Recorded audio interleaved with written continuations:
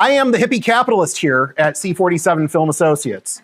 So what is hippie capitalism? I believe that with the right attitude, capitalism works really well, but you've got to have a bit of a hippie approach to it. Relationships matter more than anybody is willing to admit. However, you're in an industry where you already know to a degree that relationships matter. Boy, am I going to double down on that today. But I live my hippie capitalist manifesto. The reason why I'm not in loud coats today is because, and those of you who know me, you know I tend to dress loud and I'm a little subdued today, but I have my frog and toad shirt on because I'm going to be talking about so much relationship content today. I had to go with the children's book theme. So a little background about me. I've been a film and television producer for over 20 years, approaching 25 years. In fact, this here, Dark My Light, please watch. We're hoping it ends up in the Florida Film Festival. Crook and Narrow was Oscar qualifying in 2015 and purchased by Amazon. If you want to watch a good crime thriller, that one is available probably on Tubi at this point. But this one, I think we can get Oscar qualifying again. And so this is, it's actually kind of my side hobby hustle thing that I do, but it's also how I got into the work that I do right now. And so this is just a couple of basically movie or TV show posters showing what I've spent a lot of my life doing. But I'll tell you that my mission now is to help business professionals excel at business development by creating an ecosystem of relationship building moments and lasting digital celebration, okay? So I'm worried about business development more than the term marketing, and I'm worried about relationship building, and I want all of that to manifest through what most people conflate with the term marketing. All right, we're going to start unpacking that as we go through this. Now, you are in C47 Digital Studios right now. This is Studio A. So the way this manifests in my world, for the most part, is video podcasting. So we're in Studio A right now, which is, we reset this for a lot of things. Obviously, this event is one of them. That's Studio B, that's completely dedicated permanently to it being a podcast studio. So how I tend to get paid is through retainer-based video podcast production that can turn into other things as well. We don't accept a social media client. We accept video podcast production clients and bring them in to other engagements, social media, email management, strategy, whatever. But that is our primary gift to this world. And it starts manifesting in things that look kind of like this. So these are a whole bunch of reels from different productions that we've done for different businesses. And all of that ends up becoming of great use with all of those very famous logos. We're not gonna go down that road today though. We're gonna spend a whole bunch of time talking about PB&J. All right, so I have a philosophy, and these are the 3 C's: communication, collaboration, and content. Your bread is communication. 2 pieces of bread, 2 people, person to person. Collaboration, spending time with each other, doing life together, is what actually welds those 2 pieces together. Peanut butter is sticky. The flavor that we add to a PB&J, the new experience, is really up to us, but it manifests through what a lot of people call content. And I'm gonna say it a number of times today, but what I've found is a lot of people come to me asking, and actually this is an old truth, I don't hear this as much anymore. Hey, I'd like you to do a video for me, we really need to go viral. Right, okay, why do you wanna go viral? Well, I have to get seen. Seen by how many people? At least 10 million, please. Okay, which 10 million people and what are they gonna do with you? You got to keep mining down to figure out that it's complete vanity metric and there was no strategy, no plan. And it's just, you know, the world has gotten us into this whole influence culture. And has anybody else felt it? I know I've even felt it, and I'm in this business and I have a, right? You see somebody crushing it. They got a lot of hearts. They got a lot of activity.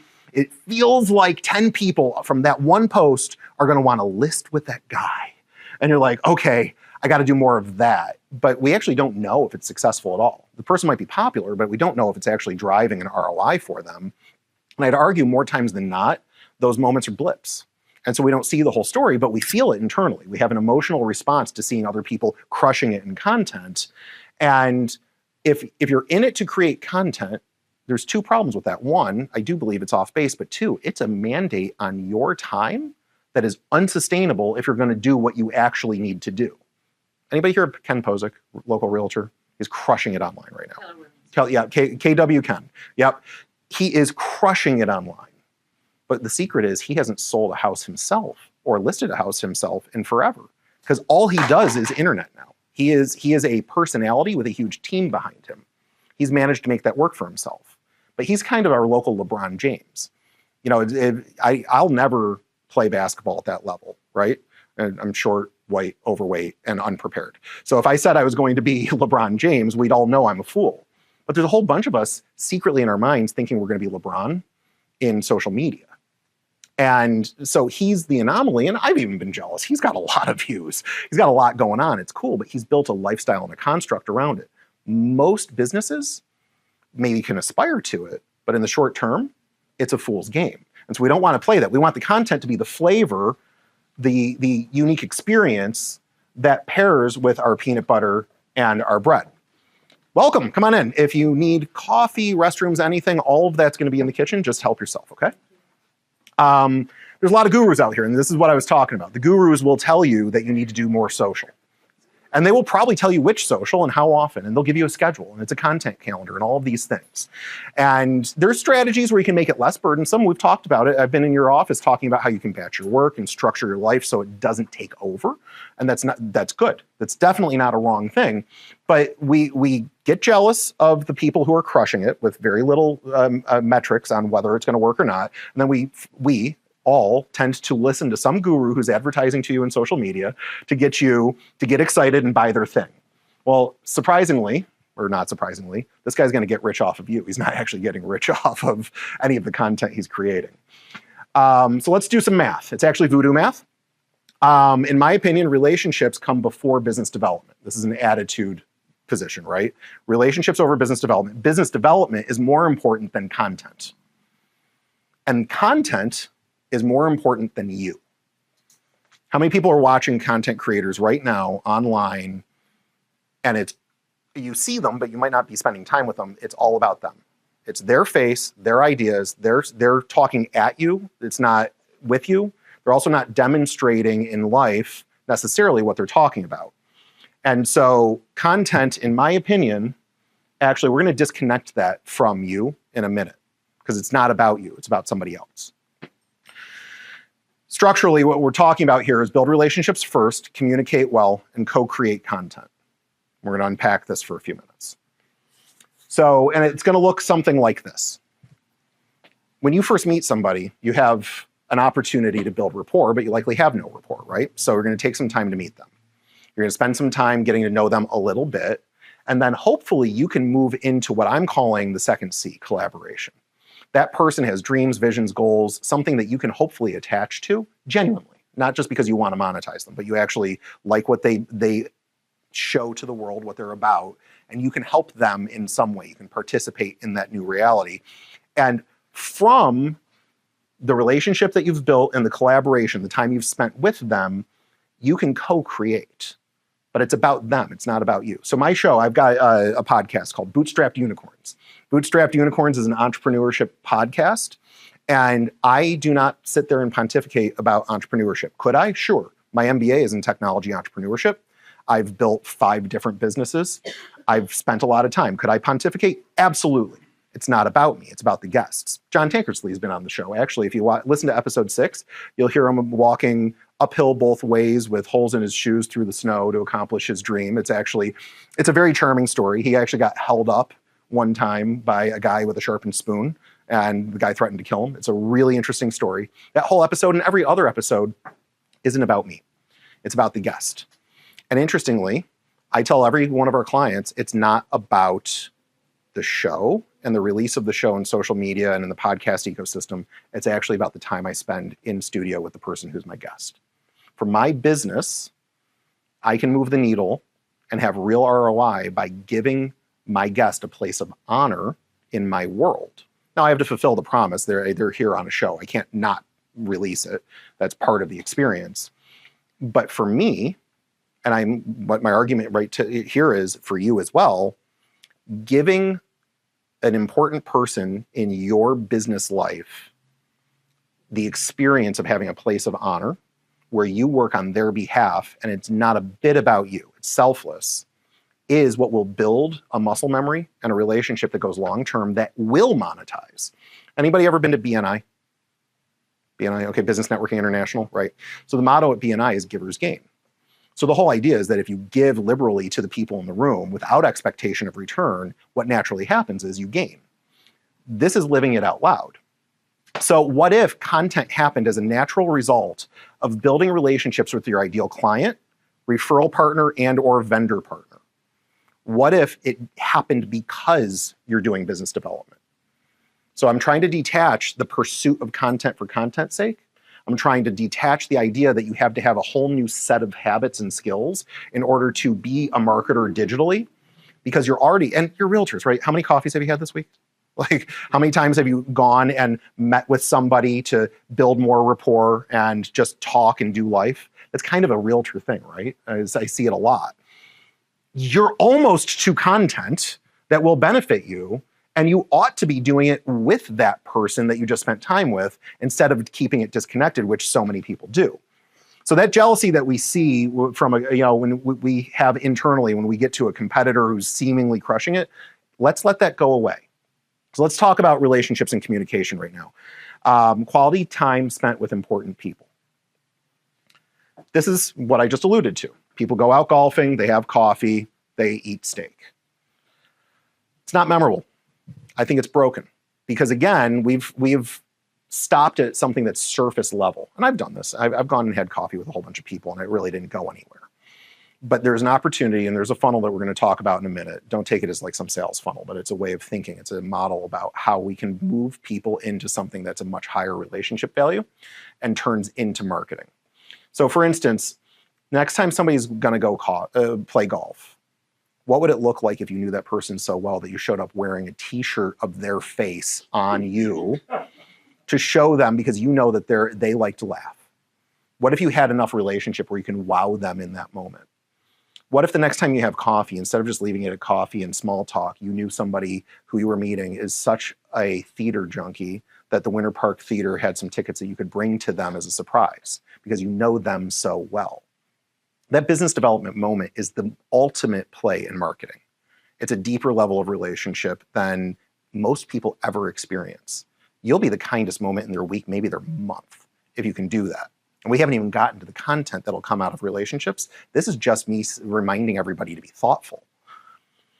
Instead of going to Hillstone and spending $500 for a steak, grill in your backyard and grill with somebody of value. Now, the true story, it's James Hall. He owns a trucking company and he was a client prospect. He and I were sitting down. You heard jazz earlier. I'm a big jazz and blues guy. And he told me that he plays jazz.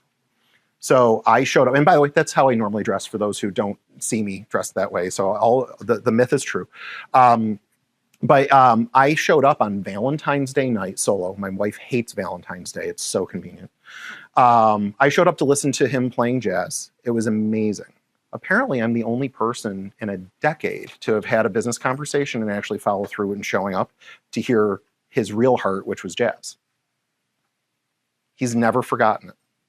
To this day, when I run into him, he reminds me of when I skipped Valentine's Day. I told him my wife hates it, but apparently I still skipped Valentine's Day to spend time with him. Now that I have the podcast ecosystem that we've built here, I also would have invited him after that to come on a podcast and further deepen our relationship. And of course, around here, that turns into content by nature of what a podcast is. We'll get to how we can help you. And we're going to spend time workshopping today. I'm going to actually ask people to start volunteering so we can, get to the point where we can find an ideal person in your world and how you can wow them today and mine into a relationship moment where you can actually build content out of it. So, communication zone up here is where you're grabbing coffee and maybe getting to know somebody so well that you can do something remarkable for them. The collaboration zone we're going to talk about in a minute, but I'm going to call that going deep. It's rare that you actually spend time, and I say you, all of us, spend time going deep with people. And we're coming off the edge of a political season. I'm sure there's been a lot of political conversations. That's not going deep. Going deep is about where your heart is and where that person's heart is, and actually sharing on an emotional level that's just, it's really unique. People don't talk like that anymore. I'm saying we should. And then down here, we're going to get to that co-creation. So, again, we got silly t-shirts, tickets, and grilling up top, which is a great way to be memorable and unique. But we're going to go deep and take action together. And suggestions here. Anybody read How to Swim with the Sharks Without Being Eaten Alive by Harvey McKay? What? No, you haven't? Great book. It's hard to find. It was written in 1988. It used to be on the shelves in Kinko's, if you remember having to go to Kinko's all the time to get your copies. It was right there with Think and Grow Rich and The 7 Habits and a couple of other classics. It was always there. And Harvey Mackay had the Harvey Mackay 66 in that book. The Mackay 66 is an FBI grade dossier that you can build on somebody that you are getting to know. And I love the Mackay 66. Now, it's actually a bit of a pain in the butt because it's so detailed, but on my top referral partners, my top vendor partners, I personally do this. But have you ever done an all about you form on a client prospect? Okay, so you should. So an all about you form, the concept behind that is that it's a questionnaire. It's name, rank, serial number, and then deeper, how many kids do you have? What are their names? Do they play sports? What's your favorite athletic team and why? A couple of things so that you can get into somebody's personal likes and dislikes, so you can find common ground. You can send them a condolences package when the Yankees lose against the Dodgers. You can do some unique things just because you have a good detail, and that's going to build a nice rapport with somebody so that the next time you meet with them, you can be daring enough to ask deep questions. So my favorite, yes? I have a question. Yeah. When this is all over, can we have copies of your slides? Because they're amazing and I don't want to miss anything. Yes, you can have copies of it, and I'm recording this right now. So and of course, my operator is sick as a dog right now, so it's just free recording, provided it turns out okay. You can also have the video. Okay. All right. But take notes as you're inspired, but don't worry about it. So this section here, my favorite 3 questions to ask somebody, and this really is disarming. What pisses you off? What breaks your heart? And can I swear in here? You guys okay? What the fuck are you going to do about it? It's really disarming because nobody asks stuff like that. Because if you really honestly answer what pisses you off, and what about that breaks your heart, and why haven't you taken action, what are you going to do about it?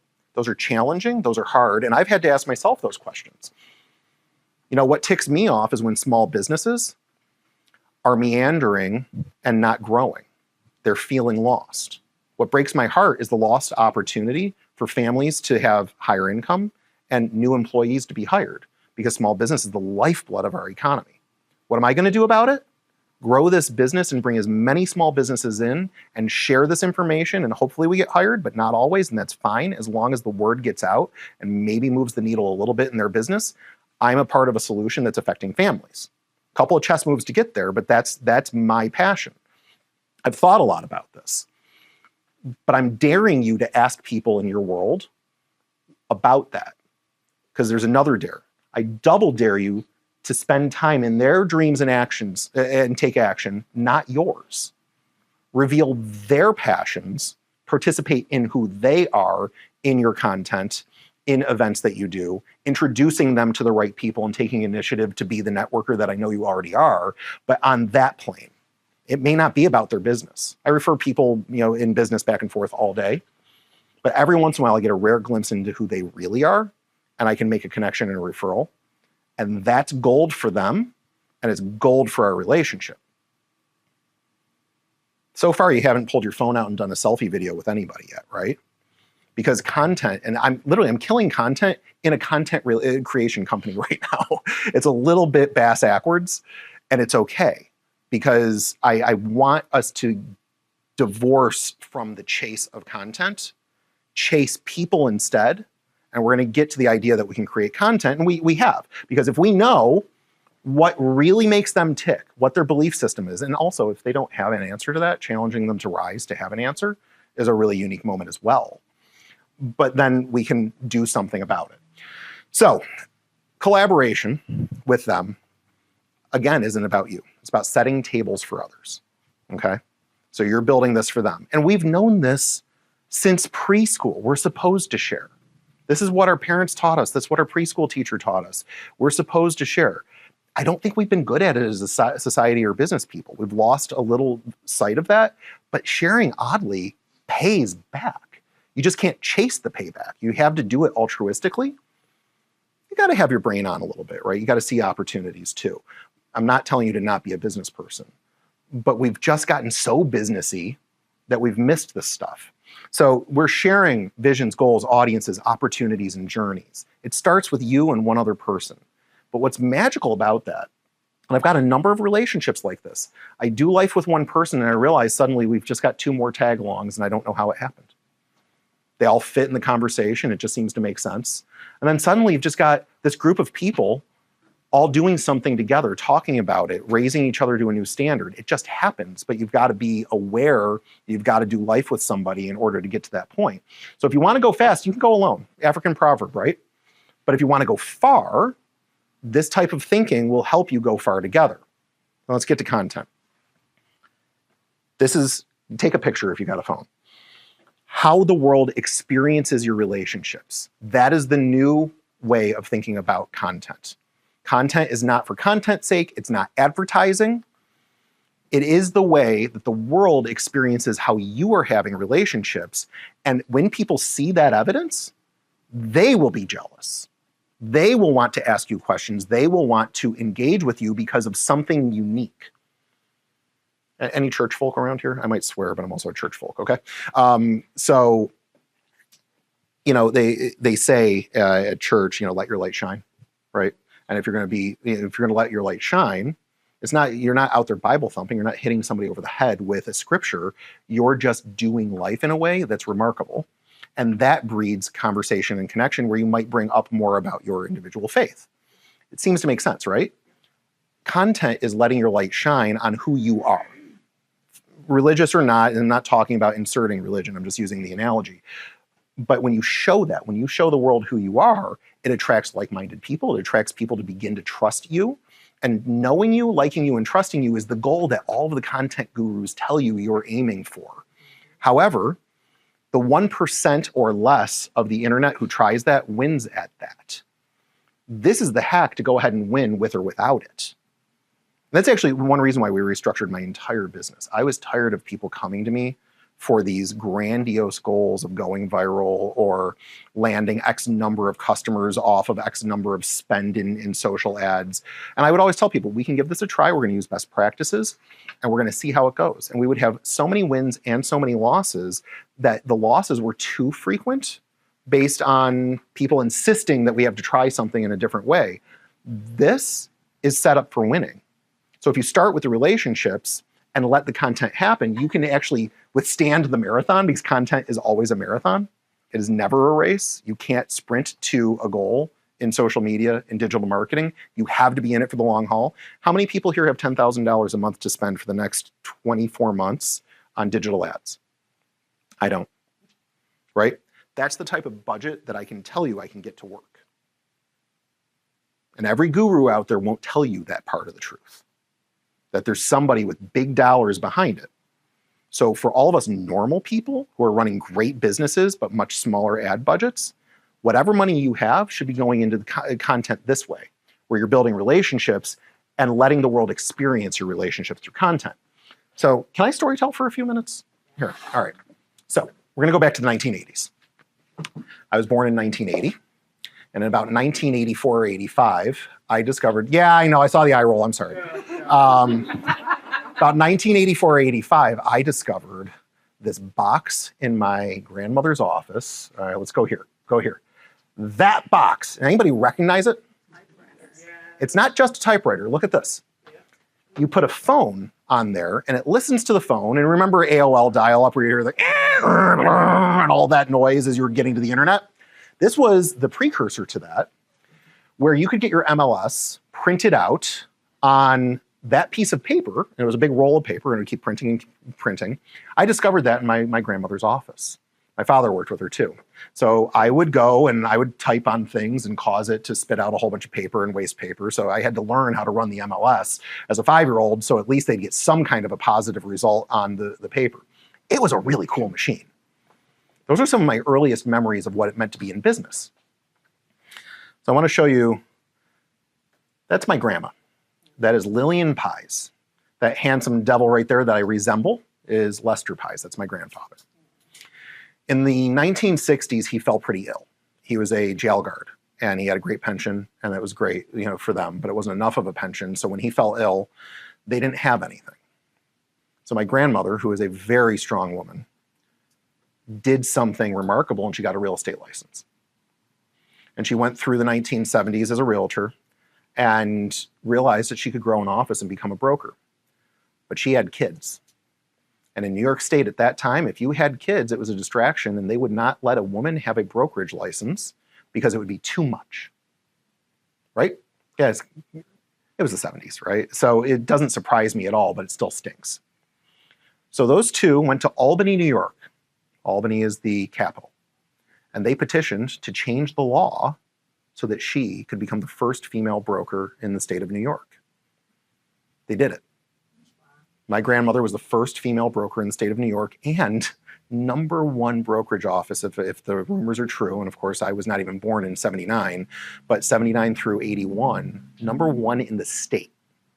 It's a big state, a lot of transactions. I don't know how they sliced that up, but she was a powerhouse. I got to watch my grandmother. This is my grandmother in the striped shirt there with my Aunt Debbie at 45 Harwin Drive in Rochester, New York. And one of the things that my grandmother did in her business is something that you're already probably doing some version of. She was volunteering very frequently at the Jewish Community Center and went to all of their events. She was a Toastmaster, and then she was the head of the Toastmasters group. She was in Rotary. She was active at Temple B'rith Kodesh all the time. She was playing cards. Man, she was a shark. She would not let on how good she was until she got into the game, and then she would annihilate you. And children are fair game. She taught me how to play, and then she just crushed me all the time. You know, iron sharpens iron. Eventually, I started winning. And then she was volunteering in nursing homes, too. And you know who's in nursing homes is the parents of the people that you're probably working with. And so she spent a lot of time doing that type of activity to grow as the first female broker in the state, a notable practice that ended up netting so much that she could start investing in property. When she passed, she had 81 rental properties. Okay. When we were cleaning her drawers out at the end of her life, we were finding bags of diamonds, boxes of gold, bags of rubies. It was wild. I've never seen anything like it. She was a powerhouse. And those were her behaviors. Fast forward to a modern time. The food's arrived. I suppose I should start talk faster, shouldn't I?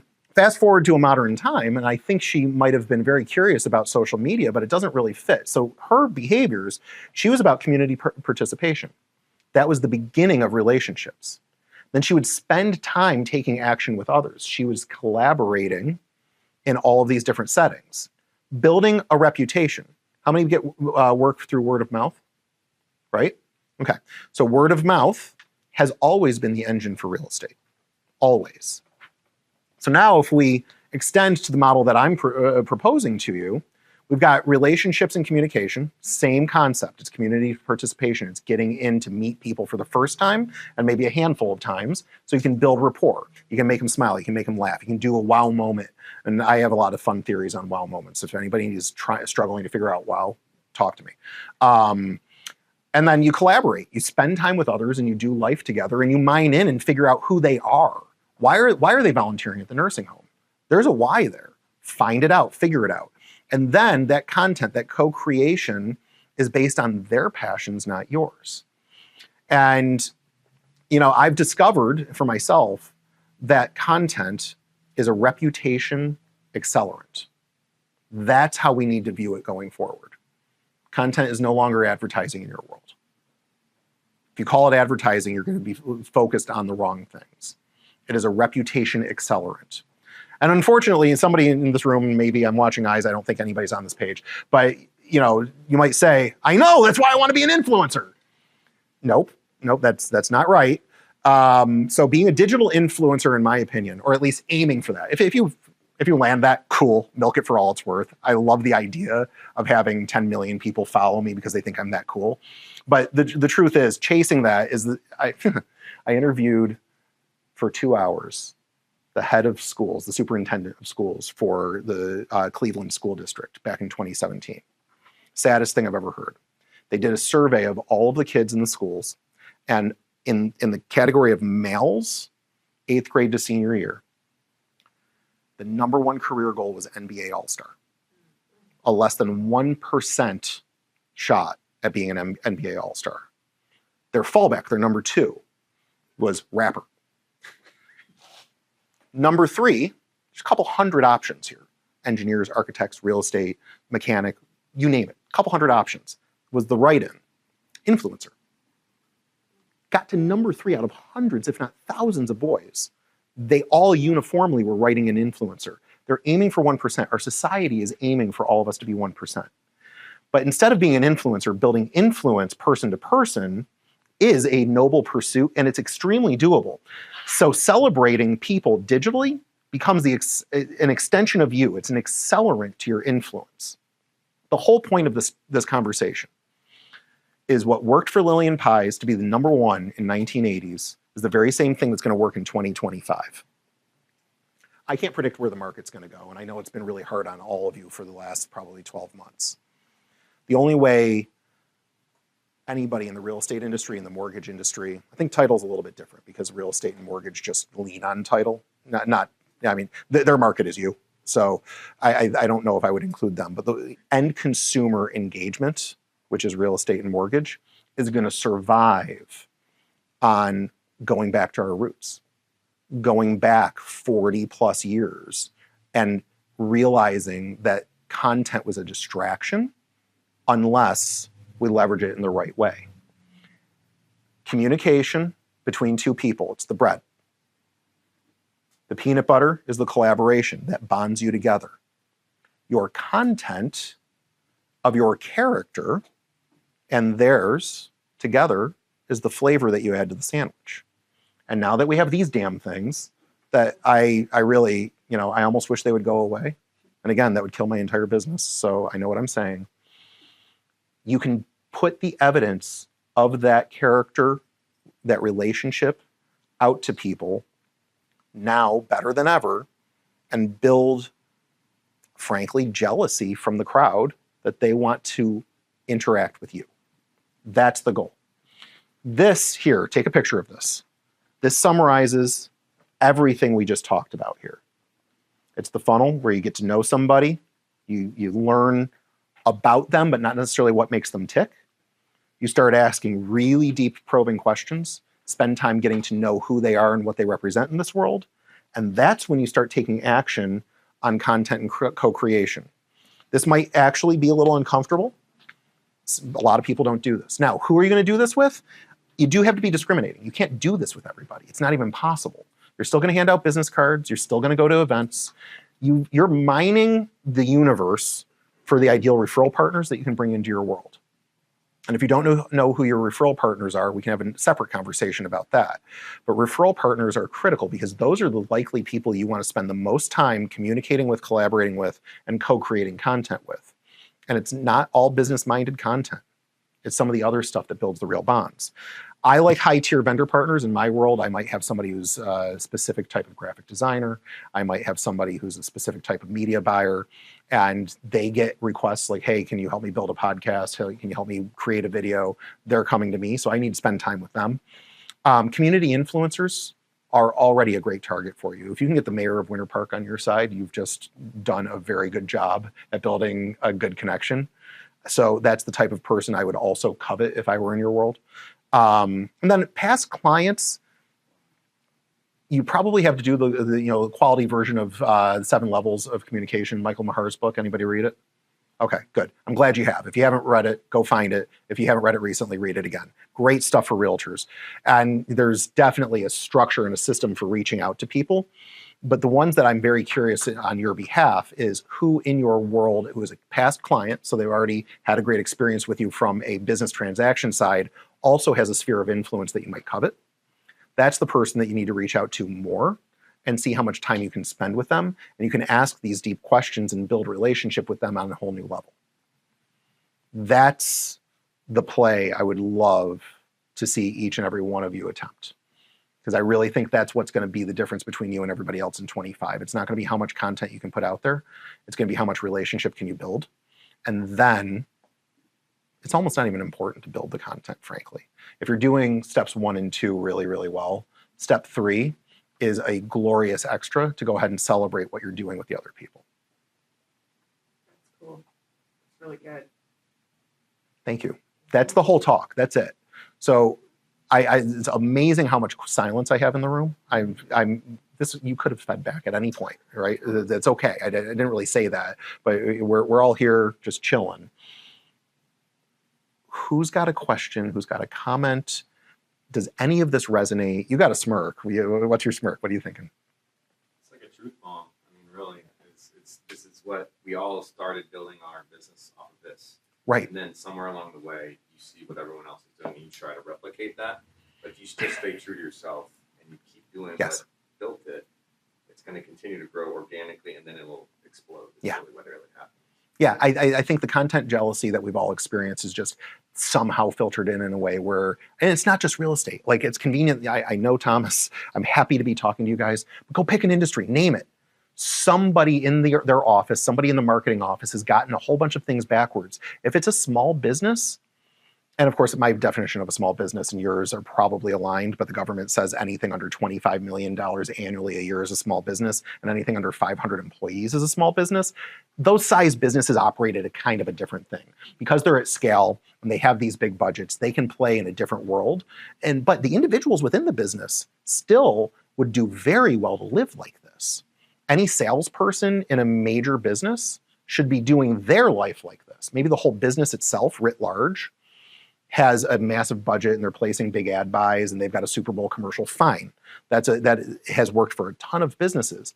But every freaking employee who is selling or doing business development still should be living by that mantra and not lean on the marketing department solely for their breadwinning. Yeah. So at the risk of being, appearing to be obnoxious. Do it! I love obnoxious. I do obnoxious, I do it, but not today. I'm trying not to. So, like I said, this is amazing. Mm-hmm. But can you draw me a picture? Do you have a video that somebody did or something in action, what the words say, so that I can get it through my brain what this really looks like? Well, let's walk through it. Okay. Do you have an ideal referral partner? Anybody who's given you at least 2 deals in the last 24 months? Yeah. Okay. My pastoral staff at church. Okay, church pastors. All right, well, this is going to probably be easy pickings then, because, so you know them pretty well? Very. Very well. Why do you know them? Because I've spent time with them. Okay, cool. So you've spent a whole bunch of time with important people in your world. You have common bonds that go well beyond real estate, yes? Yes. Okay. You know what ticks them off, what breaks their heart, and what they're going to do about it? I do. Right, right. So you've already gone deep because you've got common bonds through your faith, right? Right. Okay. Because you know that, spend even more time with them creating content for them. Are there any, what does your church do? A lot of churches have mission outreaches. They have backpack drives for kids. They Do all that. all that. All of that. Okay. Yes. All right. Start covering that in your social media on their behalf. Okay. Go and film the drive and then film as best you can, because of course you might not be able to show kids getting backpacks, but if you're dropping them off at a school, show the drop off and let them say how proud they are of it. And you say how proud you are of them. That's it. So here's the question. Yep. How do I identify in there? I'm a little bit different than everybody else in here because I work in the office at the real estate company. I'm the operations manager. So Yes. I'm a broker. I have my license and I do real estate, but it's on a much smaller scale than the rest of the agents in here because I can't go out and do all the whatevers. So what I'm trying to figure out is how do I identify on this social media piece that I'm doing on my Facebook page that, hey, this is Norma, a realtor with, Nope, you're not a realtor. Okay. Nope, Okay. you're not a realtor. Thank you. You're Norma. So what am I doing? So you are spending time featuring them in that moment. Do not undo the value of it by just telling the world that you're a realtor. Okay. In your other behaviors, you might celebrate selling a house or celebrate one of your team having sold a house on your page. The world will know what you're about and the type of work that you do because you celebrated a success at work. That's okay. You do need to do that. That's the business side of what you do. What makes you as a whole person in your social media presence wildly unique is that you didn't go and tag that church event with anything other than celebration for their success and the good they're doing in the community. It's not Norma the Realtor featuring it. It's not Norma the Realtor being the great person. Hey, look at me. It's not about you. Okay, good. Because that Right? feels so plastic. It is plastic. I won't do it. Do not do it. No, no. So you celebrate others. You do whatever you need to do in that relationship to show that you're there for them and their mission. And then on the in-betweens, yeah, you got a listing, put it up. You got, is somebody sold, are you guys in the same office? Yeah, perfect. The next time you sell a house, let her know so that she can celebrate you, okay? That's fixed. So, yeah, celebrate your office, your team's wins. Yeah.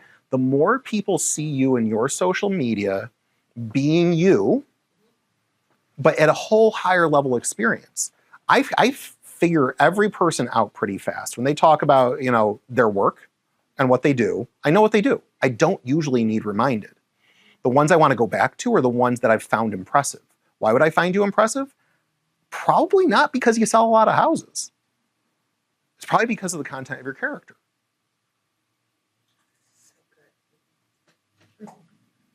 I don't shop with people because they're elite in the world. So in the 80s and 90s, a lot of TV commercials were, you know, four out of 5 doctors and dentists approved this, and we've won 9, 10, 12 awards from J.D. Power and Associates and all this stuff.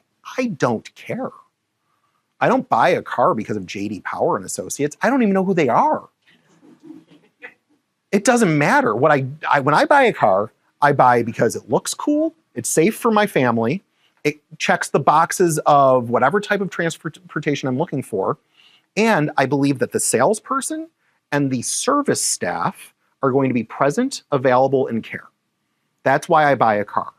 My relationship to a house, you guys can't control what house is on the market. You can show me what kind of comes close to fitting, but you are not the house. You're the person presenting the house and giving me the ability to believe that I'm not going to get screwed in this deal because you're trustworthy, right? So it's not about the house. It's about you. What's about you? The fact that you don't care about you, that you care about me. How do I arrive at that belief? You showing me your behavior across all of these other things so I can believe that you actually care about people. That's why if I don't have a relationship with you other than on social media, but I am seeing you have quality relationships and you care about people and I can maybe align with you, that I might reach out and go, hey, I'm thinking about selling my house. We need to upsize, more kids, surprise. And you might go, wow, that's really cool. How'd you find me? And I go, well, you know, I saw some stuff. That's where that comes from. Fair? Yeah. Thank you. Yeah. Please don't go do a nice thing and then tag it with your business. My God, that is the cheesiest crap. You will be suspect for a while. And not just me. I know a lot of people who will look at something like that and go, that was really beautiful until you did that. The moment you sold me at the end of that beautiful thing, it's actually, I almost have that reaction with Publix. I love their Thanksgiving commercials. I just don't want Publix to be at the end of it. Like, I just want to watch the short film. They're gorgeous. Now, as the big brand that they are, I might go, oh, okay, you know, Publix has a persona that I appreciate, so it's a little bit on the rare side. I think they're doing that pretty well. But at the same time, the moment I see the tag at the end of it, I do kind of just, I was like, oh yeah, that's right, you are selling me. Well, I have a question. Please. So how would they know, how would people get curious as to what is she doing? And she's a realtor and she's also gonna. Well, and so the altruistic church stuff that she's gonna do, you're gonna enjoy that anyhow, right? Yeah. Oh, yeah. Right? So you're doing life in a way that's positive for you and for them. Cool. She also has to share about her real estate life, but what you don't want to do is do it in the same post or in the same 10 minutes, you know, because you just kind of people figure out like, oh, okay, every time she posts something nice about other people, it's instantly followed up with shop with me. Like people just get it. So don't make that part of business strategy. You do have to post about what you do. You do have to send mailers and what, you know, however you're farming, all of that's right. I'm not telling you not to be business people, but when in the world of, and again, this is me being very critical of how people have seen content and how that plays out in their world. Because that just idea that you have to publish or perish and you just have to chase some very unfortunate holy grail that is not true, that's a shame. So instead, post content in relationship with other people and celebrate that. And then also, I want to know about your family. Like if you got, kids, cousins, whatever, like all of that stuff's good too. I don't think you have to overdo it. Is whatever your comfort level is. But, I guess there's kind of like a trio of things. You've got personal life, celebration of others, and then, oh yeah, I'm a realtor. So you're told when you get into real estate and talking about social media, you need to have a personal page and a business page. So, and try to tag them to each other. That's more work. So where are we posting these posts? On our personal page or our real estate page? And where are we celebrating our sales? You should define personal page. Are you saying you have a profile or a page? Because if you're saying to use a professional page for a business, I have two profiles, one that is my personal profile and one that is my professional profile. That's fair. What are you talking about? I don't know. Which one am I talking about? I think I think the terminology is correct. I'm going to say profile is you, the person, Norma. Yep. And the page is the business. It operates as business. You get Yep. analytics on the back end, all that stuff. So am I posting these wins and these sales and these whatever on my personal profile or my business profile? How often do you spend, this is for the whole room, how often do you spend time really on your business profile? Right. We have it all set up automatically. That's correct. Yeah. Right. So your business profile, if you were to really integrate that into your everyday life, might have some merit, but the truth is nobody's doing that. So I know, 500 realtors at this point, and every interaction I ever have is on their personal profile. That's where, honestly, you can have 5,000 friends, I think, still on Facebook personal profiles. It's more than enough. Follow you if it's public, so you can have 7,000. Right, that's right. Yeah, so you can have a massive engagement. I mean, you don't need 7,000 people in your world if they were all fully engaged, you would be so overwhelmed you wouldn't even know what to do. So just play the personal game. And it's not wrong to have a professional profile, especially if your listings are automatically going up there. It might be a tool that you can leverage. Hey, I've got a listing. Check out my professional profile. You're linking it back on your personal page. There's nothing wrong with it. But you need to have whatever habit you have built to allow you to genuinely interact. That's the habit you need to leverage. So personal profile is probably the answer for everybody. I know it is for me.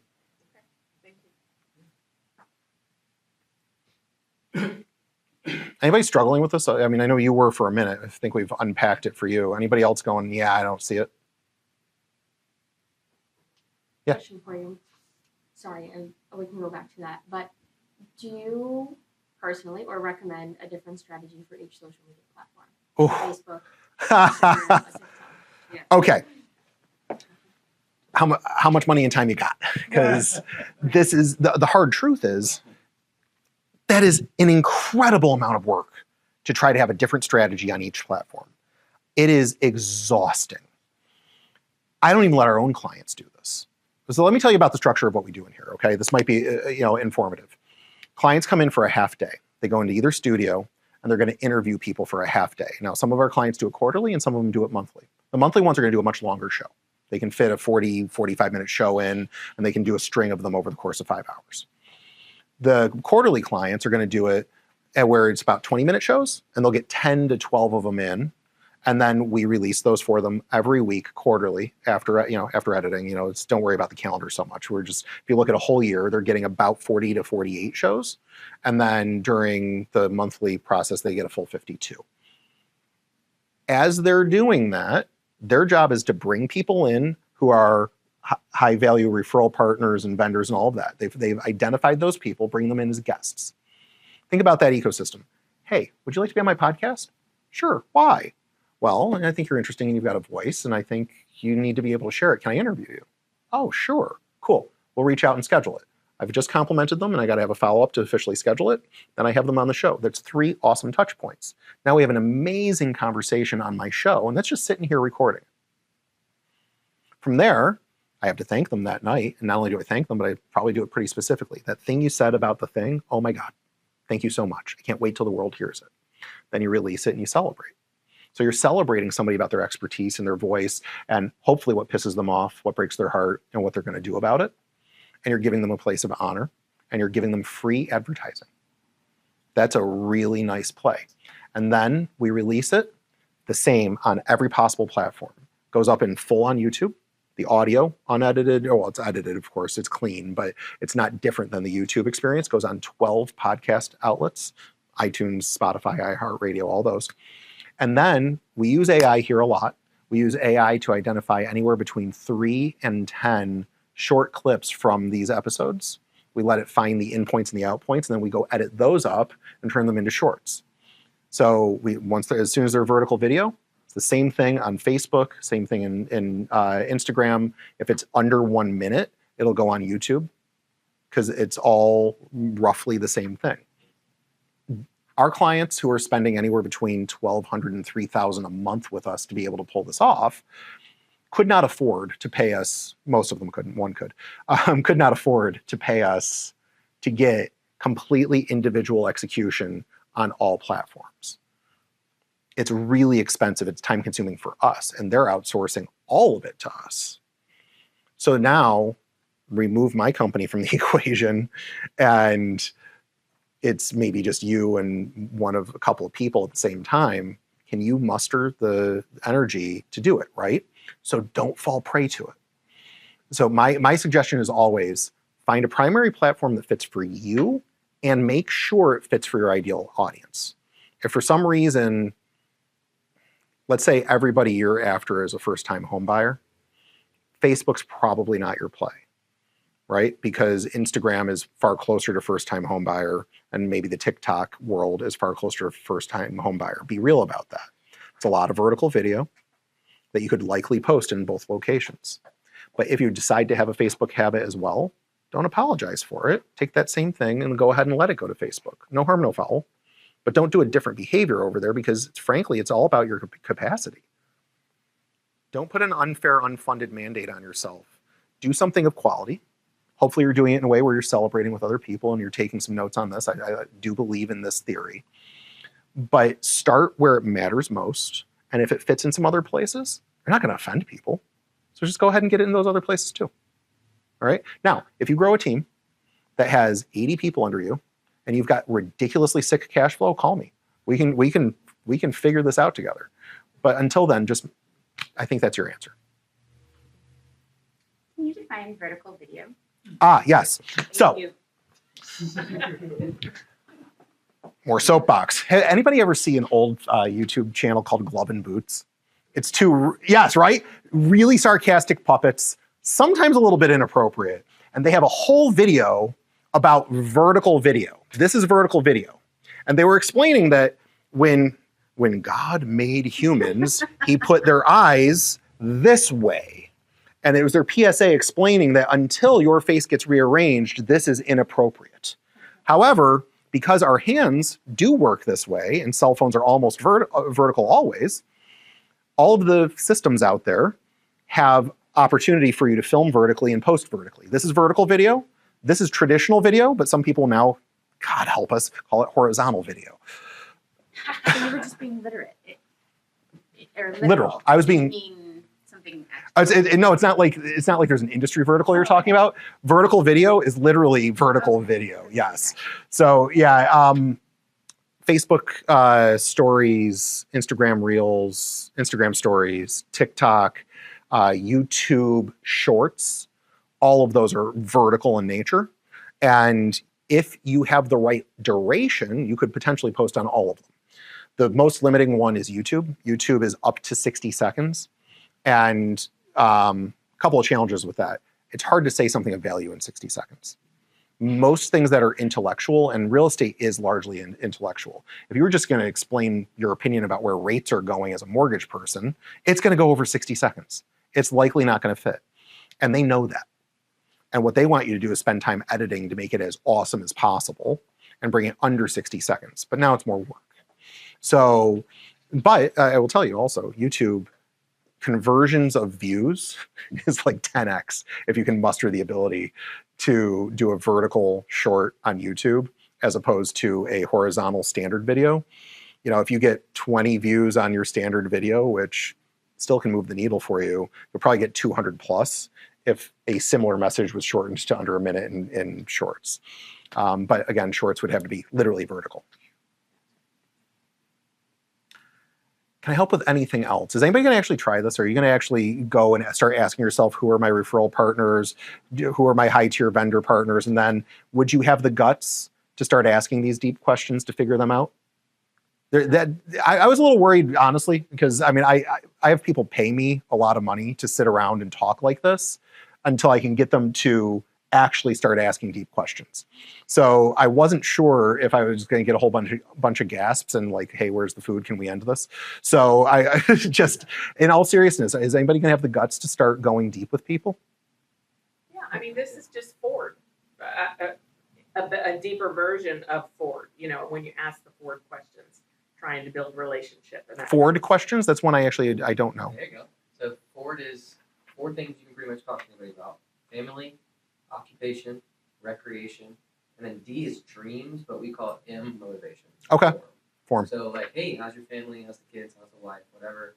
Occupation, how's work? Oh, you got a job. You got a this, whatever. Recreation. I would say that's mostly the all about you stuff at the top level. Right. Because once you go and start going even deeper, and the motivation side, I think, is where it starts coming in. That's where you start finding the parallel. I think the motivation thing is that middle ground. And then my challenge is, once you get into the motivation, trying to wrap your head around, and it might not be instant understanding. It might take you a bit. You might have to call them and go, this has been on my mind for 3 weeks. Can I help you with your motivation? It's not always instant.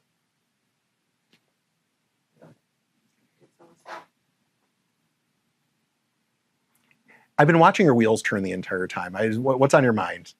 Or do you listen intently? I do listen intently. I do most of what you're talking about already. It's actually Good. very refreshing to see it. Oh, good. That way. I don't. I execute only what I have the bandwidth for. Good for you. So it depends on the season. Yeah. But generally speaking, yeah. This rings true. Good. So follow her, everybody. And it was really nice on a day like today to have something positive. Oh, good. I'm sorry, I think that was really political. It was totally political. I'm so sorry. So here, You're wearing frog and toad, so I feel like it's a safe space. it is it's a completely safe space. And guys, so this is something that I have a war on my Facebook page right now, because I posted one of those things where I said, 60 million people took time to vote for something you didn't vote for yesterday. Doesn't matter. 60 million plus took time to have the opposite opinion of you. There is no way that 60 million people are stupid. They are evil. There's no way. There's just no way. So yes, today is for a whole bunch of people joyous and a whole bunch of people awful and scary. And if we as a community, as normal humans who are not daily bound to this national politic thing, can find a way to act a little bit more like this and see each other for who we really are, 1, none of it matters. But 2, it's just a reminder that there is no way the other side is really the other side. And so, no, I know today is awful for some people, but I woke up, you woke up, we all woke up, and we got a day going, and I'm so far having a good one. And I think we need to ignore all the other crap. Yes, that's my soapbox for the day. Did anybody want to eat? And we can just talk as we eat too, because we've got a whole bunch of food here. Yeah.